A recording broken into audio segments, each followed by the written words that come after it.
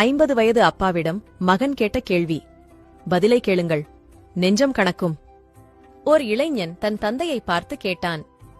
Cellphone, TV, computer, internet, AC, washing machine, gas connection, mixie, grinder இவையெல்லாம் இல்லாமல் உங்களால் எப்படி வாழ முடிந்தது?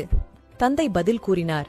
மரியாதை, மானம், மதிப்பு, வெட்கம், உண்மை, நற்குணம், நன்னடத்தை, நேர்மை, தெய்வபக்தி, தர்மம், ஒழுக்கம் இவை அனைத்தும் இல்லாமல் இப்போது நீங்கள் எப்படி வாழப் பழகிவிட்டீர்களோ அப்படிதான். ஆம், 1940 முதல் 1990க்குள் பிறந்த நாங்கள் உண்மையாகவே வரம் பெற்றவர்கள். நாங்கள் சைக்கிள் ஓட்டினோம், ஹெல்மெட் அணியவில்லை. பள்ளி முடிந்ததும் தோழர்களுடன் பொழுது சாயும் வரை விளையாடினோம். டிவியின் முன் உட்கார்ந்ததில்லை, உயிருள்ள தோழர்களுடன் விளையாடினோம். இன்டர்நெட்டில் அல்ல, தாகம் எடுக்கும்போது குழாய் தண்ணீர் குடித்தோம்.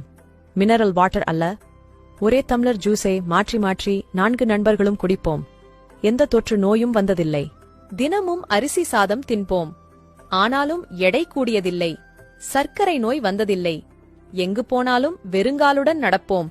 எந்த பாதிப்பும் வந்ததில்லை. எங்கள் பெற்றோர் எந்த ஊட்டச்சத்து உணவும் தந்ததில்லை. ஆனாலும் ஆரோக்கியமாகவே இருந்தோம்.